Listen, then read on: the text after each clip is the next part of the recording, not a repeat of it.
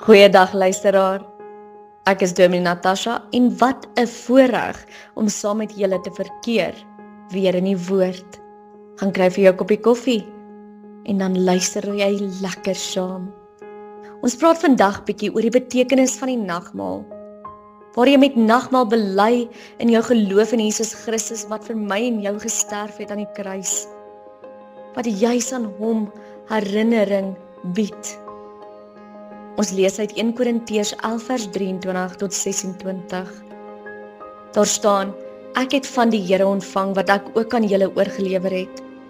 Die Here Jesus het in die nag waarin hy oorgelewer is, brood geneem en nadat hy God daarvoor gedank het, het hy dit gebreek en gesê: Dit is my liggaam, dit is vir julle. Gebruik dit tot my gedagtenis.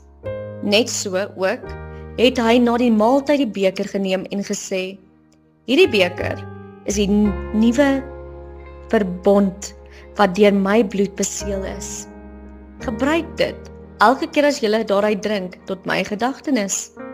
Elke keer as julle van hierdie brood eet en uit die beker drink, verkondig julle die dood van die Here totdat hy kom.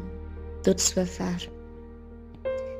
Daar is iets besonders aan hierdie eenvoudige tekens. 'n stukkie brood, 'n klein bietjie wyn of 'n druiwesap uit 'n beker. Dis eenvoudig en tog raak dit aan iets ongelooflik diep in ons menswees. Miskien het jy al gewonder, wat beteken die nagmaal regtig? Hoekom is dit so belangrik vir gelowiges? Wat gebeur daar? Wat gebeur binne in jou wanneer jy eet en drink, wanneer jy stil word voor God? As ons eerlik is, voel dit soms of die betekenis van nagmaal al vervaag het. In baie mense se lewe het dit 'n gewoonte geword, 'n ritueel wat ons maar net doen. Maar die nagmaal is veel meer as dit. Dit is 'n ontmoeting, 'n heilige oomblik, waar God se liefde jou weer kom vind. Jy begin aan hom dink wat hy vir jou gedoen het, vir my gedoen het. En om dit nog ryker te maak, kan jy ander tekste vanuit die Bybel ook gebruik, soos Psalm 116 sê: Ek het die Here lief, want hy het my gebede gehoor. En dan beskryf die digter in hierdie Psalm God as genadig, regverdig en barmhartig. Dis presies wat die nagmaal vir ons ook sê. In die brood sien ek God se genade, dat hy sy seun gegee het vir mense wat dit nooit sou kon verdien nie. In die wyn proe ek en jy sy barmhartigheid, dat hy hom oor ons ontferm, selfs in ons eie swakheid.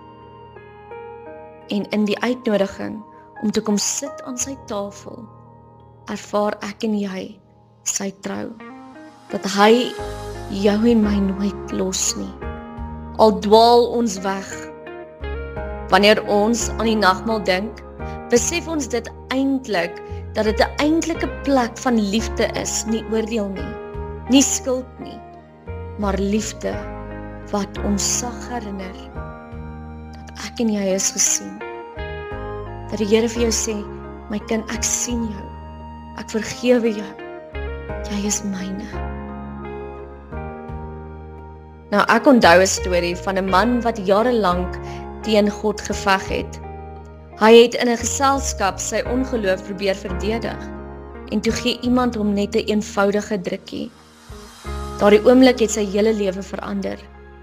Hy het iets ervaar wat geen argument ooit kon breek nie. En dit is onvoorwaardelike liefde. Want niemand is bestand teen liefde nie. Nie ek nie, nie jy nie. Wanneer ek dink aan die brood, dink ek aan Jesus se woorde: Dit is my liggaam wat vir jou gebreek word. En wanneer ek dink aan die wyn, hoor ek hom sê: Hierdie beker is die nuwe verbond in my bloed. Julle, dit is nie net simboliek nie. Dis 'n uitnodiging, 'n herinnering dat God my nie net liefhet nie, 'n herinnering dat God nie net ons liefhet nie, maar ons nog steeds liefhet. Dat ons selfs in ons onsekerheid, ons gebrokenheid, nog altyd welkom is aan sy tafel. Dat hy opgewonde raak om van jou te hoor. Opgewonde raak dat jy jou kant ook wil bring. En miskien is dit al wat jy vandag moet hoor. Jy hoef nie eers alles te verstaan nie. Jy hoef net te kom, om weer stil te raak, te onthou, te ontvang. En net miskien, fluister iets in jou vandag, met die psalmis, met Korinteërs. Here, U weet alles. U ken my foute, my vrese, my mislukkings. Maar U weet ook, ek het U lief. Kan ek dit by U los en aan U dink, want U het vir my meer gedoen. Amen.